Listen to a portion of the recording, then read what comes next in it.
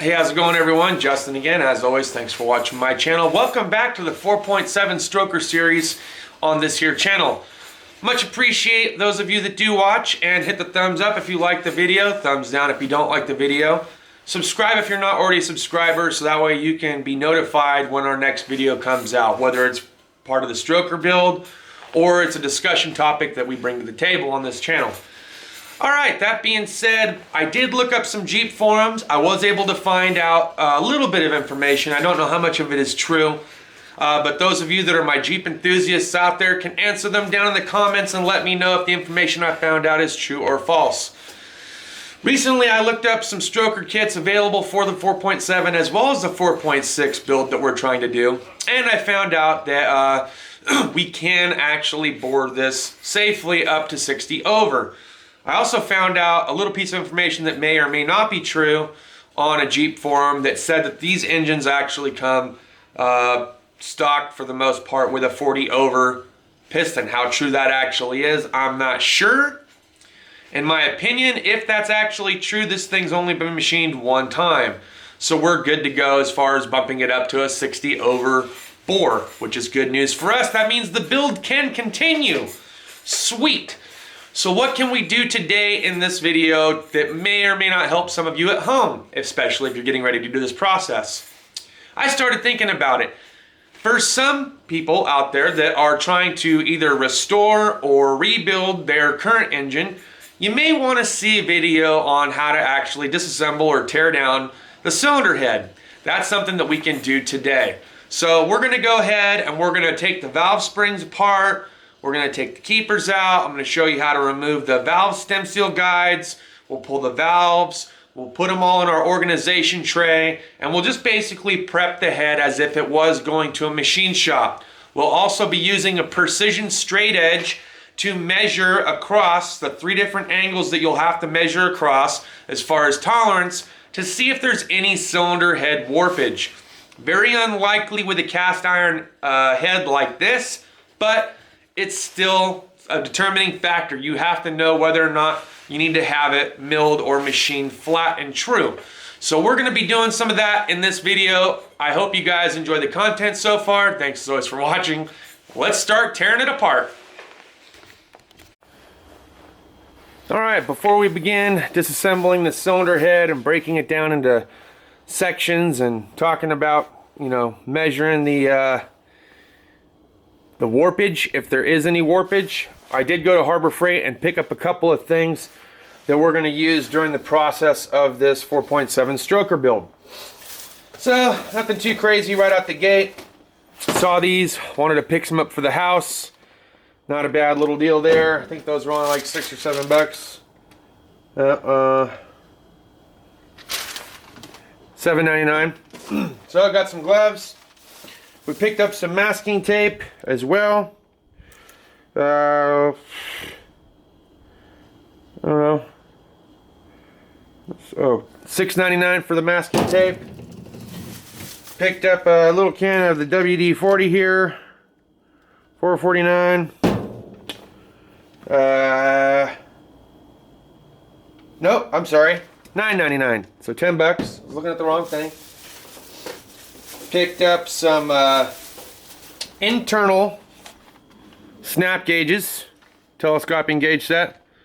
So we're going to use these to help measure the inner bore diameter, but we'll need an outside micrometer set as well, which I do not have currently, and they do not have it for sale at Harbor Freight.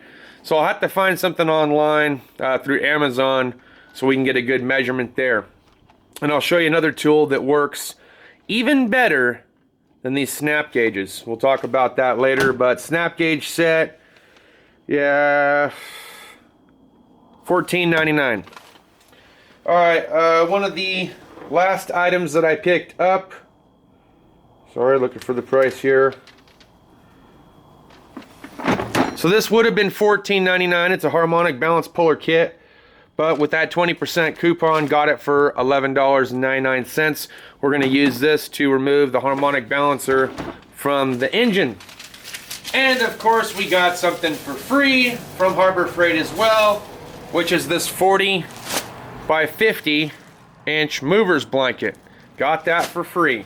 Pretty freaking slick. And for those of you that were wondering about this movers blanket, I don't know, but I think it's going to go great as far as tossing it over the engine to kind of keep the weathering down. That's also why I bought this WD-40, so I could spray the inside as well. So that's the reason why I got those things.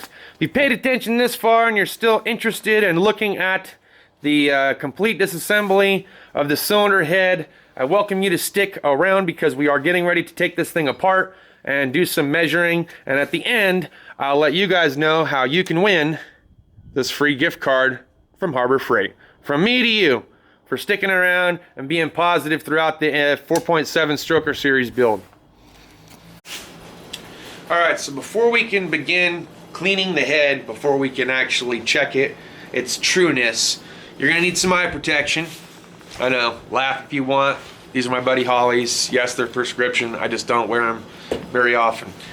So, any rate, you're going to need a die grinder like this. This has little fingers on it. You might have known about these at some point. You can also use a nice little scrub pad as an insert, but don't use it right out the get-go. You're going to want to like put it on a piece of metal first to soften it up, because this has a lot of sharp edges on it when you very first take it out of the package. And you want to smooth those down on some piece of metal first before you go, you know, wild and hog wild and crazy on a cylinder block. And of course, if this is an aluminum head, you absolutely do not want to use either one of those items. You're going to want to use just a flat razor blade and go through and scrape very gently and methodically the carbon off and around the areas where the piston was making contact and the gasket collection was. Okay, that being said, we're going to go ahead and start cleaning this up.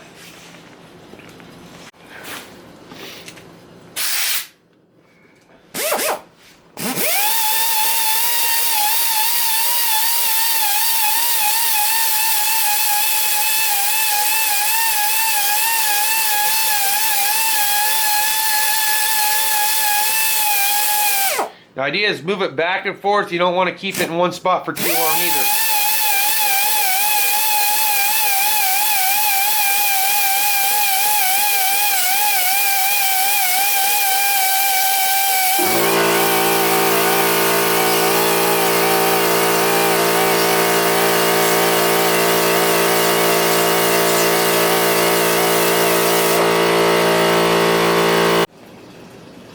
Alright, now that I got everything all cleaned up, we're going to go to the next phase. And I believe what we should do is measure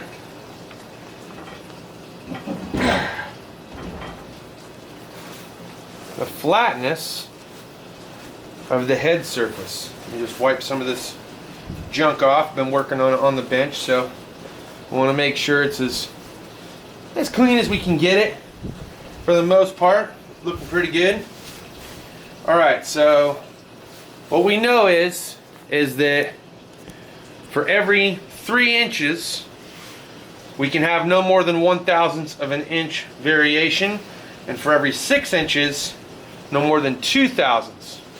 Makes sense, right? 3 plus 1. Alright.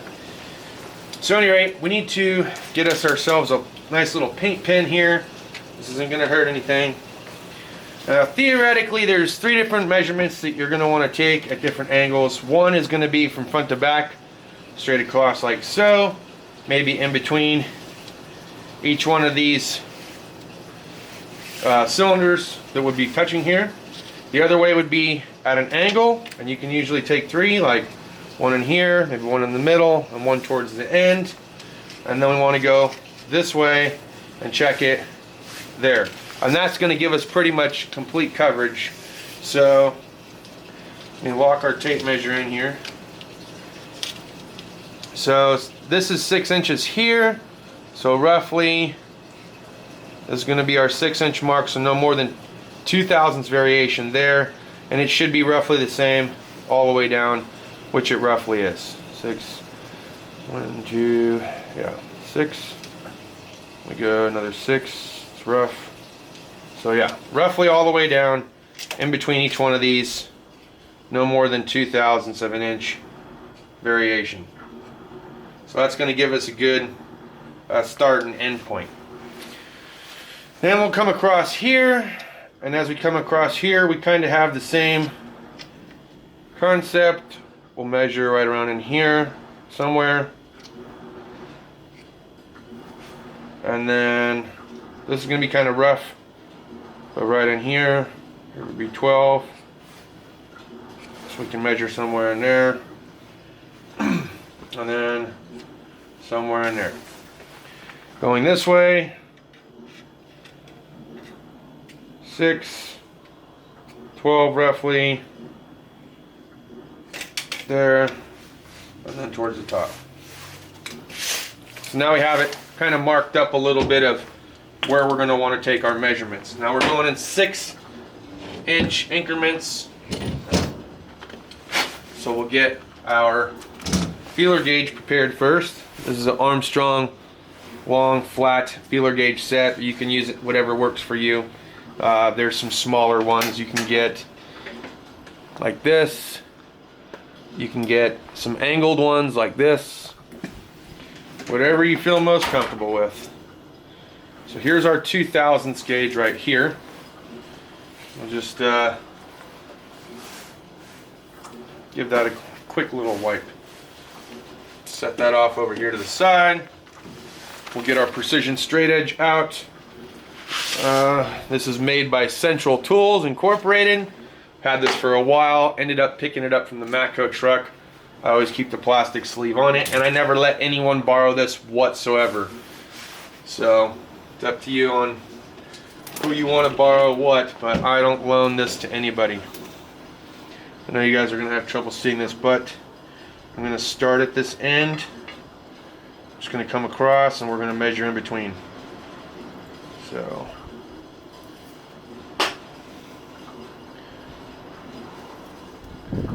2000ths does fit.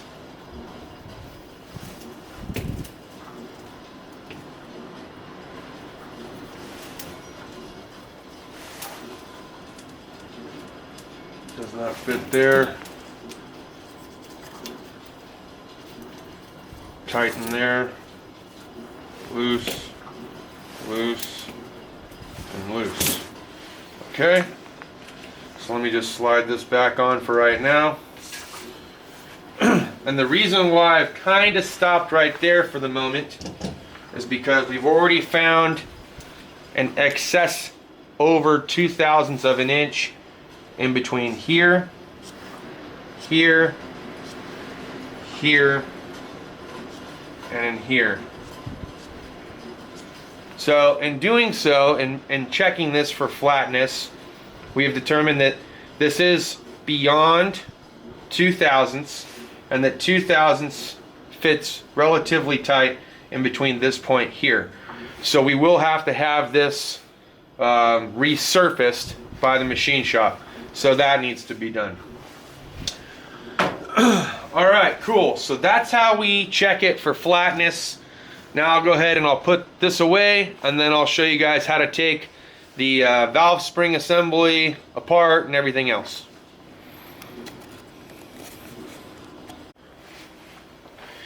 Alright, so next step is removing the keepers and the springs from the head.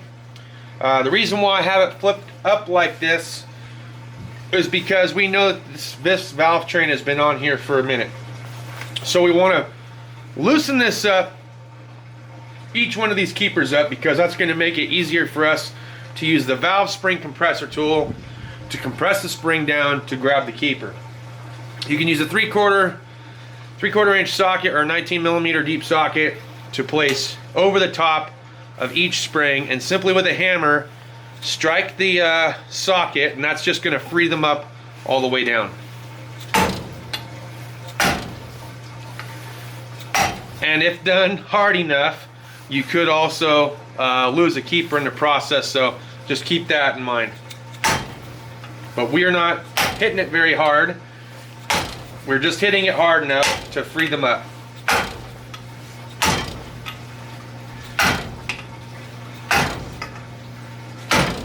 Okay? So now that that's done, we can flip our head up, slide it towards us. Take the tool, and what we'll do is we'll take this flat portion here and we'll place it against the valve like so. And on the other side, which I'll show you here in a second,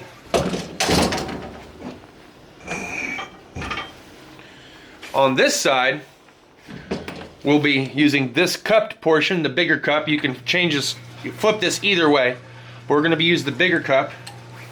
You open the handle up, you line it up with the top of the valve like so, and it's going to take a little bit of effort, but once you have it locked in, now we can take our magnet to pull the keepers. Don't lose these. Alright, let me find that magnetic tray again real quick, because I don't want to lose them either. Alright, so now that we got our keepers in a nice spot, we're going to try to loosen this up, and the spring's going to come out. Got the flat part. Can move our tool out of the way for a second. Now we can take our spring out, and you can see this seal is done. It's like practically off of it already. But now, with just a light amount of pressure, we can push our this is the exhaust valve, out of the cylinder. And now we'll put it over in our tray to keep everything organized. So let me do that real quick. Alright, so now we got our tray. We have our exhaust valve. So we go to the exhaust side, put it in our tray. We'll take this spring with the dealio thingamabob right there.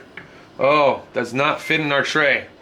That's kind of a bummer, but we can flip this upside down and keep it all in the same exact spot there on our tray. So that's pretty cool. Alright, I'm not going to bore you guys. I'm going to go through and start popping all these hot rods off. Alright, I'll go ahead and I'll take off our intake valve now. Same concept. Just going to put it over the top of the spring like so. And I'm going to keep a hand tucked underneath so we don't lose a keeper. I think we're fine still. Let me get our handy dandy magnet.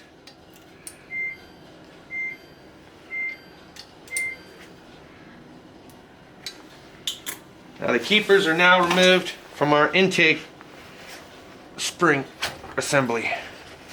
Can remove the tool. Again, keeping everything as in order as we possibly can. And you'll see here for the intake valve, it's actually substantially a little bit bigger than the exhaust valve. So that's another way to remember, in case you guys forget, is that the exhaust valve is smaller than the intake valve. So more air in, less stuff out. Alright, I'm going to go through and peg all these out, and then I'll show you how to remove the stem seal guides. Let's do that. Alright guys, now that all of our valve train has been removed, we've got this thing almost completely bare boned. We've cleaned the valve cover gasket area, the intake and exhaust gasket area, the thermostat area. We cleaned underneath.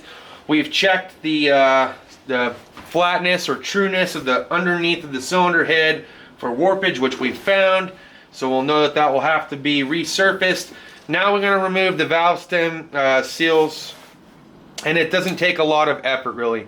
Find yourself a nice little flathead, just kind of go underneath and kind of gently pry up like so, and they practically fall out, and you can just kind of go all the way down. Doesn't take a lot of effort. Get them peeled off in no time. So real easy. Installing them, you're going to want to definitely put some kind of like oil or lubricant around them prior to install, and you should just be able to push them on flat. No big deal. So that's pretty much all of them. You see, it didn't really take all that long. So if you're just replacing the valve stem seals, really easy process once you have the head on a bench. It's just a matter of finding clean space on a workbench, am I right? Alright, cool.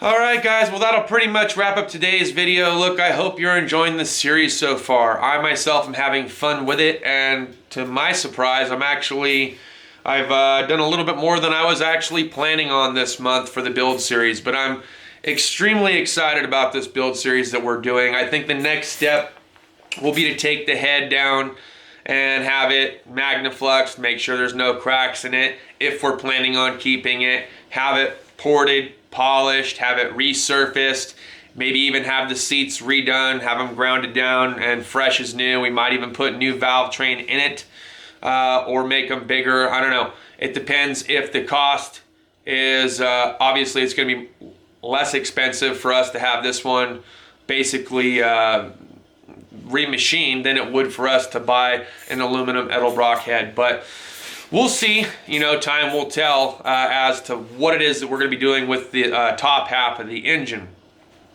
We still have some more videos to do for the lower half of the engine. We'll be doing those in separate videos as well. We'll show you how to remove the harmonic balancer using one of the tools that I purchased today from Harbor Freight. We'll see if that Harbor Freight kit is worth purchasing and if it's going to do the job that we need it to do here at the garage. We'll also take the timing chain off, we'll flip everything over, we'll get pistons pushed out and everything else. So that'll be in an entirely different video. But like I said, if you stuck to the end of this video, I will tell you how you're going to be able to be one of the potential candidates for winning the gift card to Harbor Freight. Look, the next live stream that I do, I will be taking some Q&A as far as the build. I would love your comments down in the comments section. And between now and then, we'll either we'll add it into the live stream. So if you're in the live stream, we'll let you know when that live stream is going to take place, and then we'll give it away during the live stream. So I look forward to hearing your guys' comments about the build.